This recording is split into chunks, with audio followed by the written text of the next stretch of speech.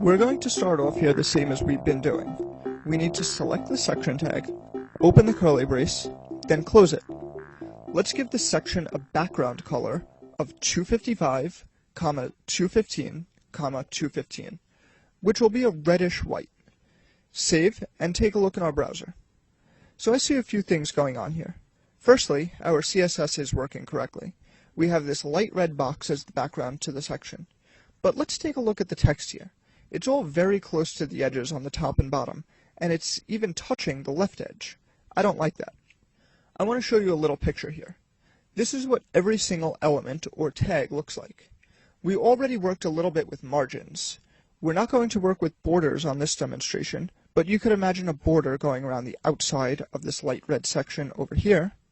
The center is the content, and between the content and the border is something called padding.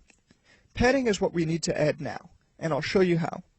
In the section tag, we're going to add a padding, colon, 10 pixels, space, 100 pixels. Now what I did here, I've used one property, which is padding, and two values. That's because I've used a little shorthand CSS. We could write this another way, which would be padding-top, then padding-bottom, padding-left, and padding-right, and give each its own specific value. But this here is a shorthand. Basically the way it works is if you only make one value, then it applies to all four sides.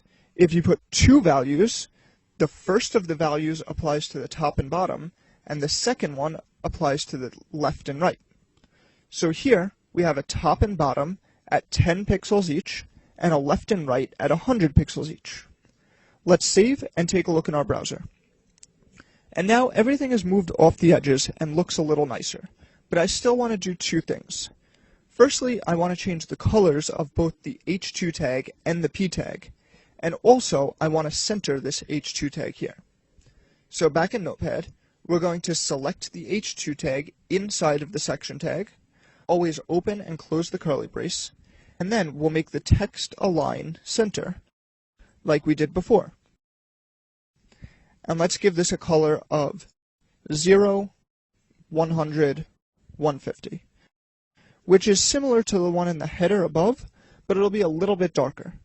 Then, let's make a section P, and open and close the curly brace, and give this a color of RGB 0, 150, 50. The color selections might not be the best in the world, but pay attention to the general format I've made here. We have a section background with a reddish color. If I were to put red text on a red background, you wouldn't be able to see it. So the H2 and P tags both have no red, and they contrast each other because the H2 has a little more blue and the P has a little more green. Also, because the background is a very light color, the text has a slightly darker color. Let's save and take a look.